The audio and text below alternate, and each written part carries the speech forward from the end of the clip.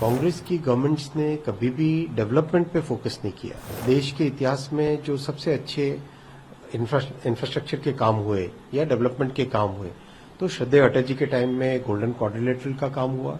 महाराष्ट्र में जो विपक्ष है अघाड़ी, महाविकास अघाड़ी के नाम से वो महाविकास नहीं है, वो बेसिकली एक विकास को रोकने वाली अघाड़ी है। इन्होंने मेट्रो का भी विरोध किया, अटल सेतु का भी विरोध किया, कोस्टल रोड का भी विरोध किया, और एक तरीके से इनका माइंडसेट ही ऐसा है कि कोई डेवलपमेंट ना हो। मुझे समझ में नहीं आता ऐसा माइंडसेट क्यों है। महायुति, भारतीय जनता पार्टी और महायुति की जो सरकार है, इनका फोकस है कि मिडिल क्लास, लो इनकम, इन सब के लिए, इन सब परिवारों के लिए बहुत अच्छी फैसिलिटीज क्रिएट हो। अगर हम 1947 के बाद से इतिहास देखें तो कांग्रेस की सरकार करीब करीब 58 ईयर्स तक रही, समझो 60 साल रही करीब करीब। उस पूरे पीरियड में अगर हम बहुत क्लियर एक आप ट्रेंड देखोगे, कांग्रेस की गवर्नमेंट्स ने कभी भी डेवलपमेंट पे फोकस नहीं किया।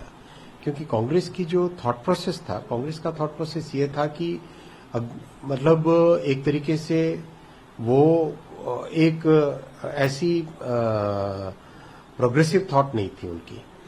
और अगर देश के इतिहास में जो सबसे अच्छे इंफ्रास्ट्रक्चर के काम हुए या डेवलपमेंट के काम हुए, तो श्रद्धेय अटल जी के टाइम में गोल्डन क्वाड्रिलेटरल का काम हुआ, और फिर अब प्रधानमंत्री श्री नरेंद्र मोदी जी के कार्यकाल में बहुत अच्छा, चाहे हाईवे हो, चाहे मेट्रोज हो, चाहे रेलवेज हो, चाहे एयरपोर्ट्स हो, चाहे पोर्ट्स हो, इन सब में एक बड़ी मात्रा में काम चल रहा है।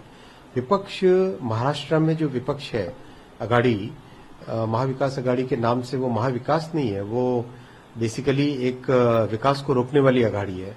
इन्होंने मेट्रो का भी विरोध किया, अटल सेतु का भी विरोध किया, कोस्टल रोड का भी विरोध किया, और एक तरीके से इनका माइंडसेट ही ऐसा है कि कोई डेवलपमेंट ना हो।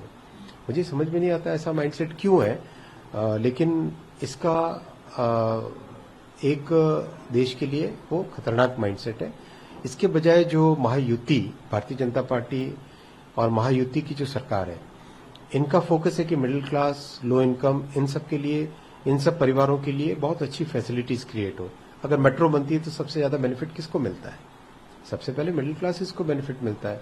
अगर मान लो डिजिटल पेमेंट का सिस्टम आता है, तो एक आज अगर किसी भी मिडिल क्लास परिवार में किसी माँ या बहन से बात करें, तो बहन बताती है कि अब मुझे चोरी का डर नहीं रहता क्योंकि मुझे कैश कैरी नहीं करना पड़ता। तो देखिए कितना बड़ा एक साइकोलॉजिकल चेंज आता है लोगों के माइंड में।